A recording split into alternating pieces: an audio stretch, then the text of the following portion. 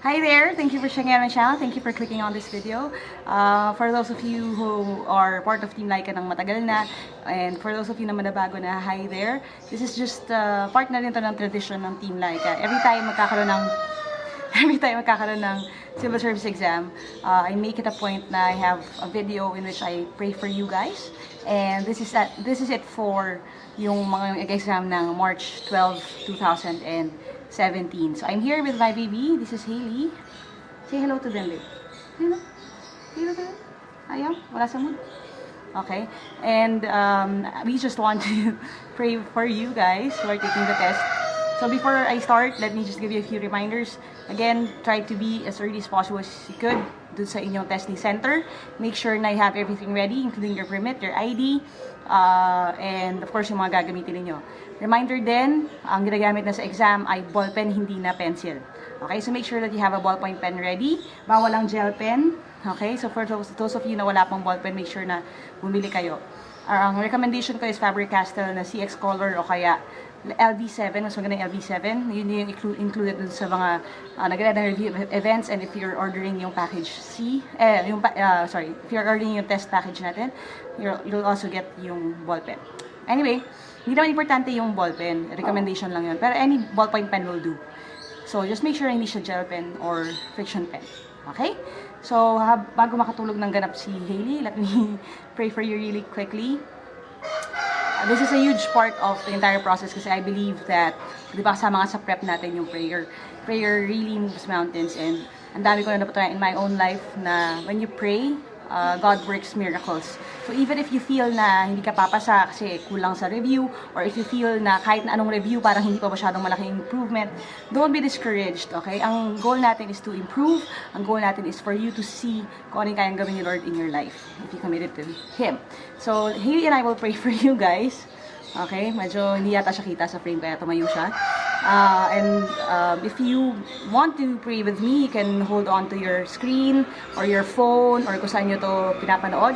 Just hold the screen, pray with me, and para ready tayo for the exam on Sunday. Yes, babe. Let's pray. Okay? Let's pray. Ready ka na? Ready ka na? Okay. Humanap siya ng pwesto. Okay. Let's pray. Father God, we thank you, Lord, for this opportunity na binigyan niyo po sa amin na makapag-exam. Lord, we know that the exam is not just an exam, it's a way for us to improve our lives, improve our families' lives, and that is the reason kung bakit kami nagtitake ng exam. Lord, I pray for all of my students, for those of them na I met, even for those that I haven't met yet, or na nasa malalayang lugar.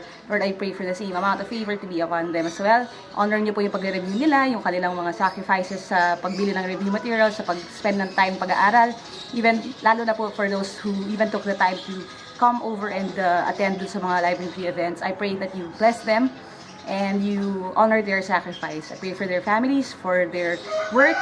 May they have favor, Lord, sa inyo. This next week, dito po sa exam na to, Lord, I pray that you be with them. Lord, I pray that you give them wisdom and knowledge and strength. The same thing that you gave us when we took the exam. May your favor be upon them, Lord. Bless them, and kung ano po kalooban ninyo yung mangyari. As I always pray when I pray for my own exams, Lord, may your will be done and may your name be glorified in their lives. Guide us, Lord, and bless us, and kayo na pong bahala sa kanila. Bigyan niyo po lahat ng pangangailangan nila. We pray for the place that they are going to take the exam in, their proctor. We pray for the exam booklet that they're going to use. May you choose the best one for them. Truly, Lord, we trust to you everything because wala po kami kung wala kayo. Thank you. In Jesus' name we pray. Amen. Alright? Babe, can you say amen? Say amen. Say amen. Ayaw? Mainitan ka? Okay. Anyway, so that's it. Talagang tumayo pa si Hailey para kita daw siya sa frame. Say bye-bye na. Bye-bye. Bye-bye na. Bye-bye. Bye everyone. Bye. Kiss mo sila. Okay, so you're free pala to come over and meet Hailey anytime. Okay. Sige, bye guys, and I'll see you soon.